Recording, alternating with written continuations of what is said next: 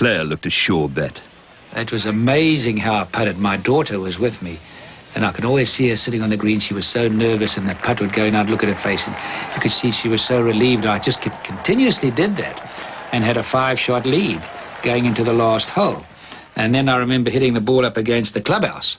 And only in Britain could you see that. There was this old geezer, the secretary, with his head out the window, and here were the people the members having drinks above my head, right straight above my head, and I'm in this flower bed over the green. And I took my putter and reversed it round left-handed. I said, just hold it a minute. You know, they were oblivious to the fact that I was winning the Open. And I took my putter and putted it out and got my 5.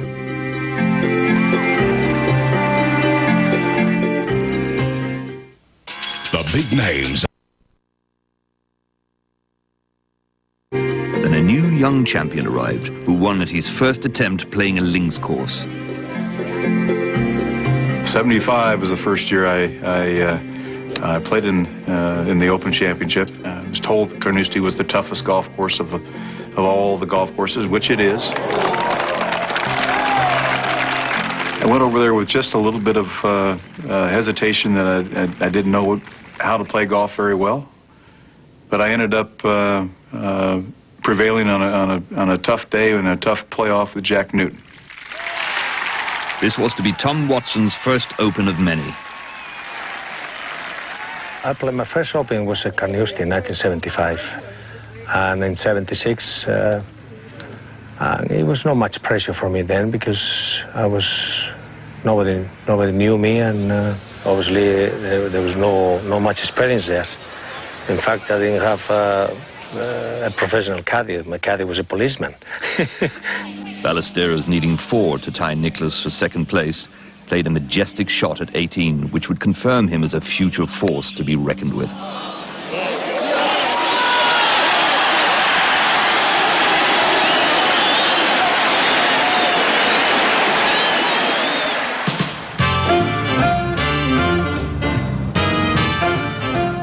Nicklaus and Watson did not disappoint the gallery at the Past Champions Challenge.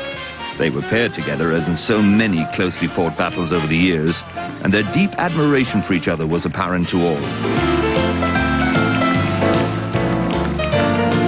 Nicklaus was in sparkling form and managed a rare feat indeed, a birdie 3 at the 17th, a treacherous road hole.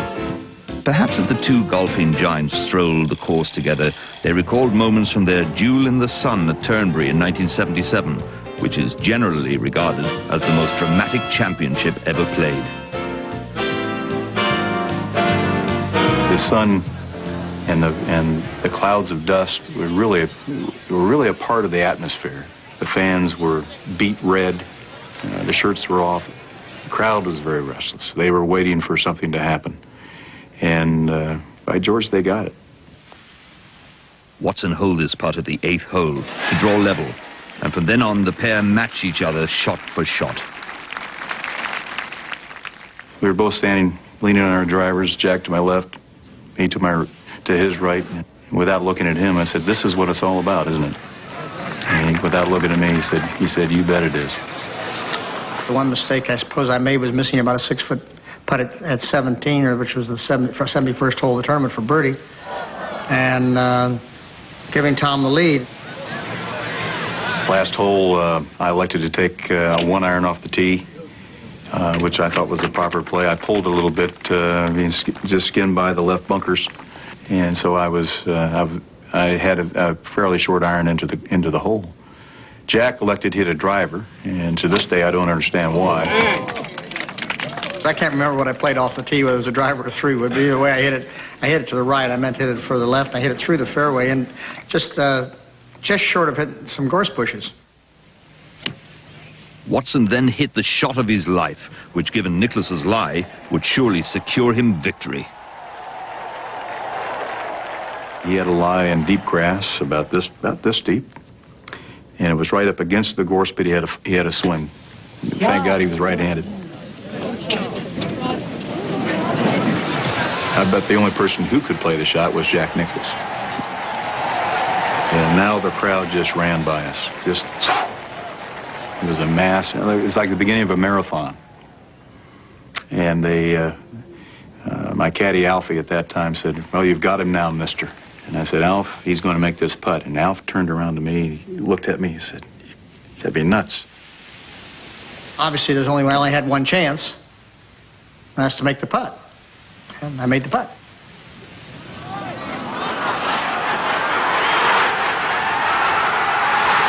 Tom, his little short putt ended up being considerably longer than he would have expected. The stakes weren't the order of the day, but despite Watson holing out for victory, both players appreciated a tremendous battle had been fought. I think it was probably, I said there's two tournaments I've played in that have probably were more fun than any others. One was the 75 Masters. I won that one, and then the 77 Turnberry, where Tom and I came down the stretch. Everybody, both of us playing very well, and nobody else around, and he won that one. A year later, and the two were playing together again at St. Andrews. But this time, Nicklaus set a new threshold for modern golfers as he achieved his third Open, completing a hat-trick in every major. Once again, St. Andrews had been the place of destiny for Jack Nicklaus.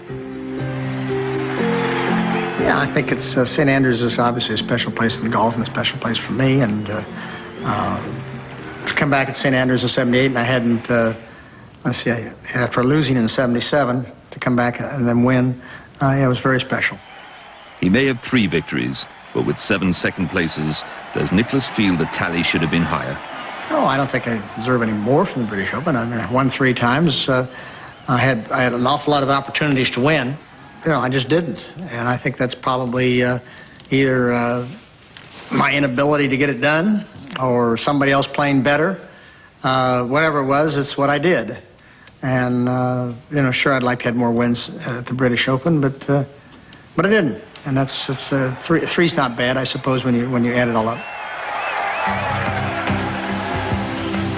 If you care to come and take a look at this cup and see all those names on there in the past, this is the most coveted title, I think, in golf. If you just think of where that trophy's been, wouldn't it be marvellous to have just a movie of where that trophy's been?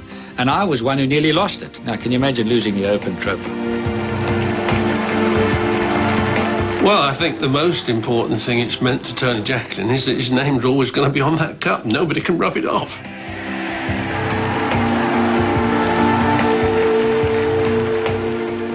I wouldn't change a thing.